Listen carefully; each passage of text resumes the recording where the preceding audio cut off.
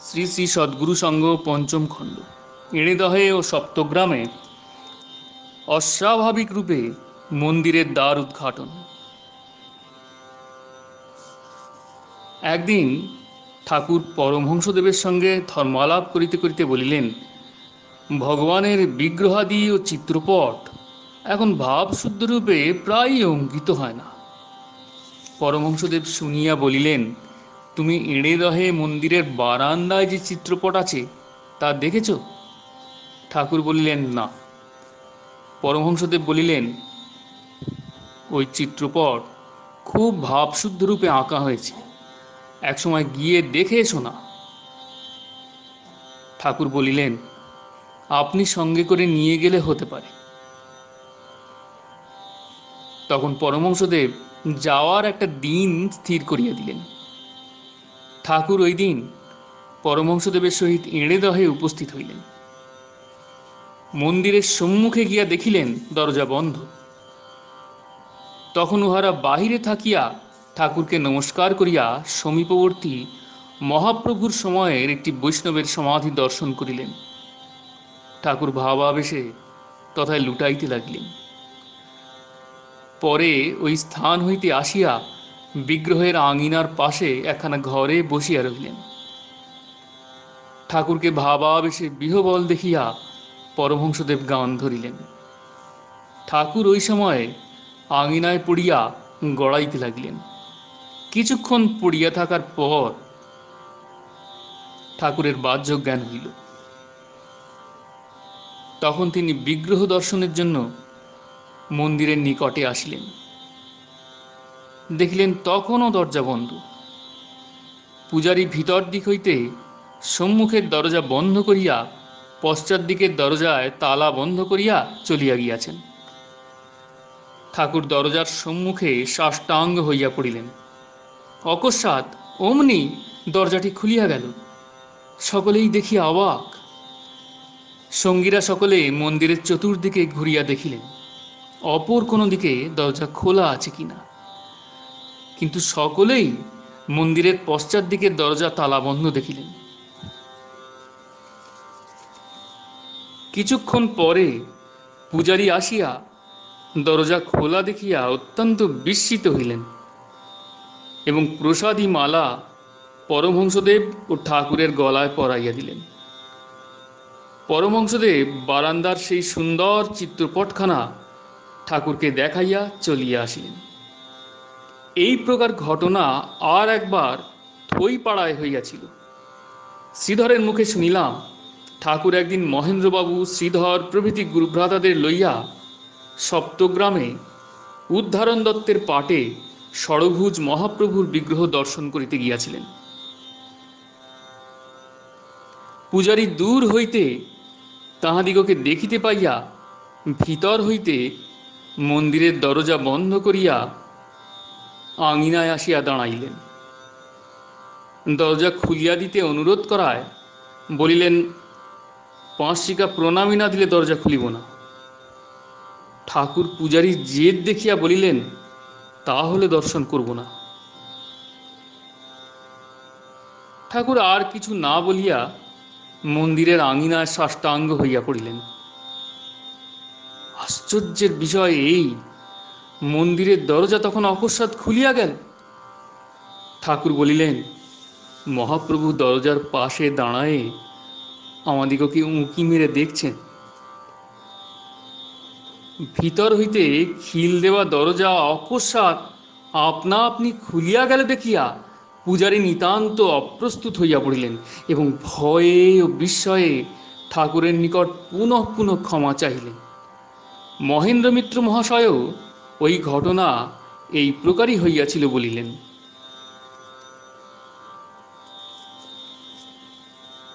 ঠাকুরকে রামকৃষ্ণ পরমহংসদেবের শিষ্য বলিয়া রটনা করায় জনৈক শিষ্যকে ঠাকুরের শাসন।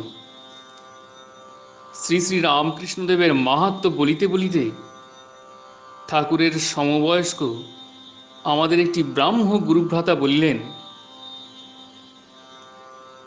গোস্বামী মহাশয়ের যাহা কিছু লাভ হয়েছে সমস্তই রামকৃষ্ণ পরমহংসদেবের কৃপায়। পরমহংসদেবের নিকটেই উনি দীক্ষা নিয়েছেন। মানস সরোবরের পরমহংস পরমহংস যে উনি বলেন, ও কথা কিছু নয়। আমি তো বহুকাল ওর সঙ্গে সঙ্গে গয়াতেও সঙ্গে ছিলাম। মানস সরোবরের পরমহংসের নিকট দীক্ষা নিলে আমি কি জানিতাম না? গুরুভ্রাতা শ্রীযুক্ত মহেন্দ্রনাথ মিত্র মহাশয় এ সকল কথা শুনিয়া প্রাণে অত্যন্ত ব্যথা পাইলেন। তিনি ভাবিলেন, পরমহংসদেবের শিষ্য বলিয়া যাহারা পরিচিত, তাহারা গোসাইকে নিজেদের দলভুক্ত বলিয়া প্রচার করিতেছেন। এখন গোসাইয়ের শিষ্যেরাও যদি ঐরূপ মিথ্যা কথা বলেন, তাহা হইলে গোসাইয়ের কথায় সাধারণের সন্দেহ আসিতে পারে। সুতরাং এই বিষয়ে পরিষ্কার মীমাংসা নিতান্তই আবশ্যক। এই ভাবিয়া মিত্র মহাশয় সকলের সাক্ষাতে ঠাকুরকে গিয়া সমস্ত কথা বলিলেন। ঠাকুর গুরুভ্রাতাটিকে ডাকিয়া আনাইলেন এবং অত্যন্ত বিরক্তির সহিত বললেন, মানস সরোবরের পরমহংসজির নিকটে আমি দীক্ষা নেই নাই, রামকৃষ্ণ পরমহংসের নিকটে দীক্ষা নিয়েছি। এ কথা আপনি কোথায় পেলেন? আপনি অত্যন্ত মিথ্যাবাদী। আপনি এখনই এখান হতে চলে যান, আপনার মুখ দেখতে নাই। সকলের সমক্ষে গুরুভ্রাতাটিকে এই প্রকার অনেক কথা বলিয়া শাসন করাতে গুরুভ্রাতাটি অভিমানে দারুণ আঘাত পাইলেন এবং মেছুয়াবাজার স্ট্রিটে অভয়বাবুর বাসায় যাইয়া আশ্রয় লইলেন।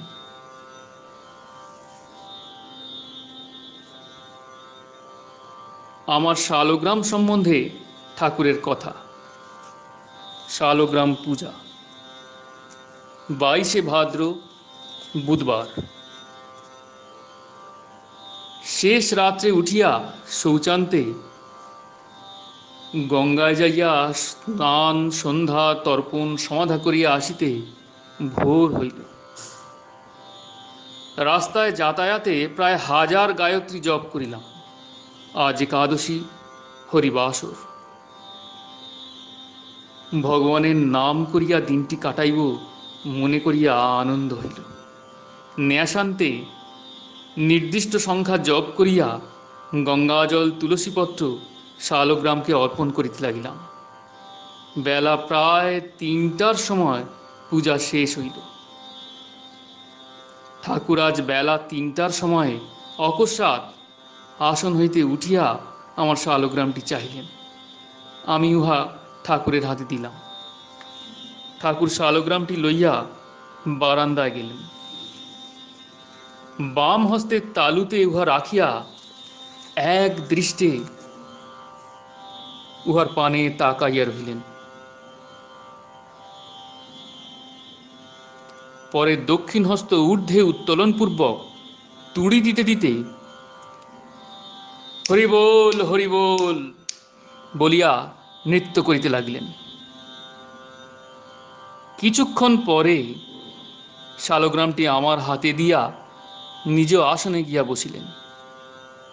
ঠাকুর একটু স্থিরভাবে থাকিয়া একখানা খাতায় লিখিয়া সকলের নিকট ধরিলেন। সকলে পড়িলেন, ব্রহ্মচারী শালগ্রামে সূর্যমণ্ডল মধ্যবর্তী মহাবিষ্ণু, চারিদিকে ক্ষীরদ সমুদ্র, গলে বনমালা, কর্ণে কুণ্ডল।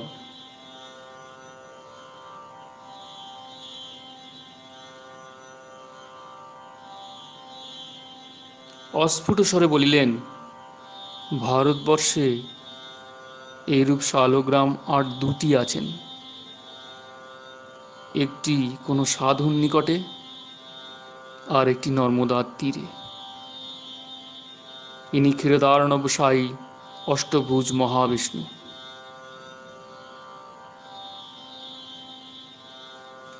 ঠাকুর শালগ্রামের অনেক মাহাত্ম্য বলিলেন। ঠাকুর বলিলেন, এটি বড় উৎকৃষ্ট চক্র। এরূপ চক্র বড় দুর্লভ। মহাবিষ্ণু ইহার ভিতরে থাকিয়া নিজের ভিতর হইতে একটি একটি করিয়া 10টি অবতার প্রকাশ করিয়া আমাকে দেখাইলেন। দেখাইয়াই আবার উহা ভিতরে নিলেন। ঠাকুরের কথা শুনিয়া আমি ভাবিলাম, এ আবার কি? শালগ্রামের মধ্যে আমি তো একমাত্র গুরুদেবেরই পূজা করি, তিনি কি তবে মহাবিষ্ণু? মহাবিষ্ণু তো অনন্তদেব, অনন্তদেব তো স্বয়ং ভগবান নন। এই ভাবিয়া মনটি একটু উদ্বিগ্ন হইল।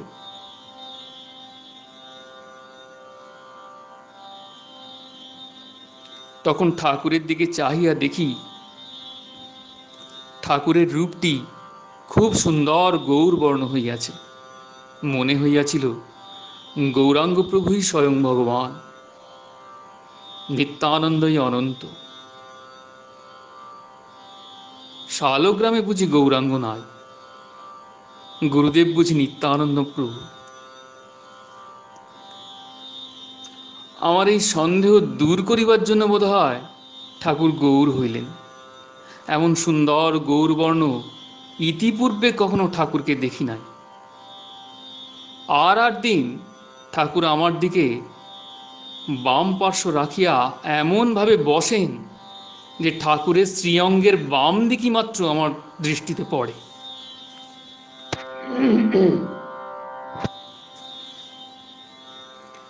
কিন্তু অদ্য দেখিলাম ঠাকুর আমার দিকে মুখ করিয়া সোজা হইয়া বসিয়া আছেন এবং সময় সময় আমার পানে সরল স্নিগ্ধ দৃষ্টি করিতেছেন। ঠাকুর আমাকে বলিয়াছিলেন, গুরুর চক্ষুতে বা ভ্রুদ্বয়ের মধ্যে দৃষ্টি রাখিও। ঠাকুর আড় হইয়া বসাতে তাহার সমস্ত ললাট বা চক্ষুর্দয় দেখিতে পাইতাম না। এজন্য অদ্য সকালে ঠাকুরকে সামনাসামনি দেখিতে মনে মনে প্রার্থনা করিয়াছিলাম। ঠাকুর বুঝি তাহাই মনে করিয়া এখন আমার আশা পূর্ণ করিলেন। শালগ্রাম মধ্যে আমি গুরুদেবেরই পূজা করি, মহাবিষ্ণু জিষ্ণু আমি বুঝি না। ঠাকুর শালগ্রামে স্বয়ং আমার পূজা গ্রহণ করেন কি না পরিষ্কার বুঝিবার জন্য অদ্য আমি ফুল তুলসী ঠাকুরের শ্রীচরণ উদ্দেশ্যে শালগ্রামে অর্পণ করিতে করিতে মনে মনে বলিলাম, ঠাকুর, বাস্তবিকই যদি তুমি ইহার ভিতরে থাকিয়া আমার পূজা গ্রহণ করো, তবে এই তুলসী তোমার চরণে দিতেছি। তুমি যে ইহা পাইলে তাহা আমাকে জানাও।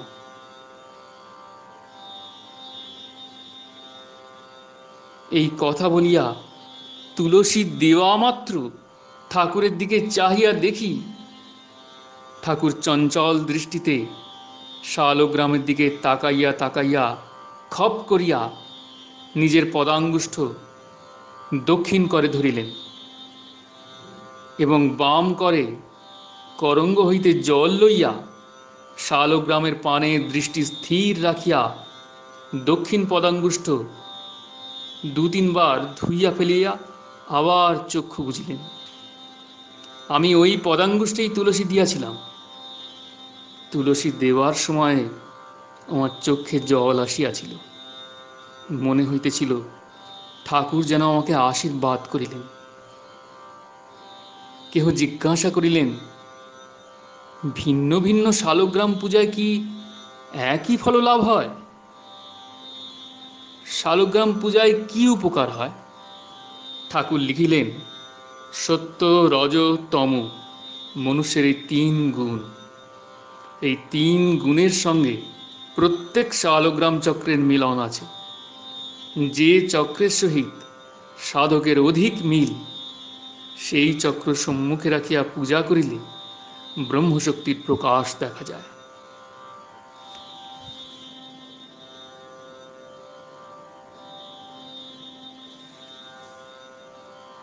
ওম पूर्णमदः पूर्णमिदं पूर्णात् पूर्णमुदच्यते पूर्णस्य पूर्णमादाय पूर्णमेवावशिष्यते। ॐ शान्तिः शान्तिः शान्तिः। हरिः ओम्।